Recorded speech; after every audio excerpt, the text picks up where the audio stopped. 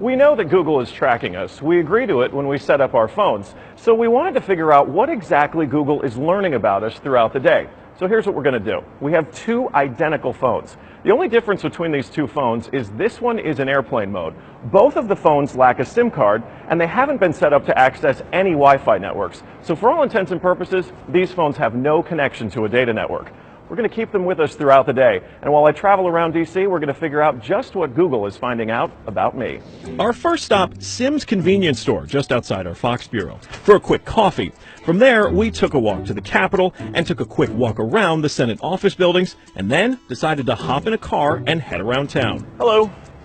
We're going to the Children's Hospital, please.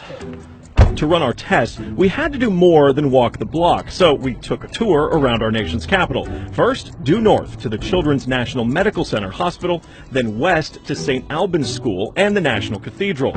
Our tour around town was a 14-mile journey that lasted more than an hour. The entire time, the phones had no access to the internet. Oh my goodness. Not a Wi-Fi connection and not any cellular data service.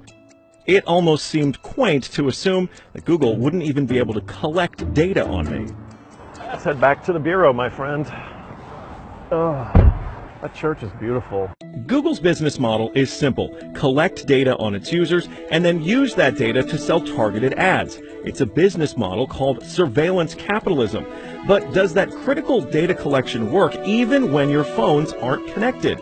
So we're back here at our Fox Bureau in DC, and we've got both of our phones exactly how we left with them. The only difference, really, I snapped a couple of bad selfies at the National Cathedral.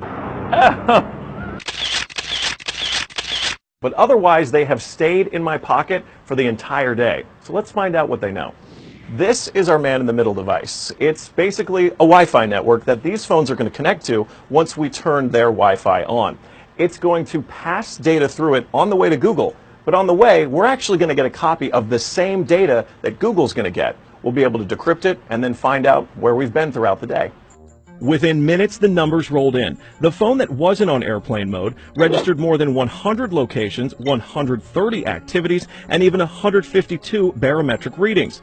As soon as it hooked up to our Wi-Fi, it transmitted 300 kilobytes of data straight to Google. The phone even logged our exact locations, tracking us all around town, the Capitol, the hospital, the school, and the cathedral. Now you may notice what's missing here is the exact route that we took, but it got that data too. It knows when I got out of the car. The metadata has a time log down to the very second, tracking everything when they think that you're walking, riding, and yes, even getting out of the car. Okay, so you're thinking, this isn't a big deal, I'll just put my phone in airplane mode. Yeah, we thought of that too. This is the other phone that we had with us that no SIM card also remained in airplane mode the entire time. Let's see what kind of data it captured.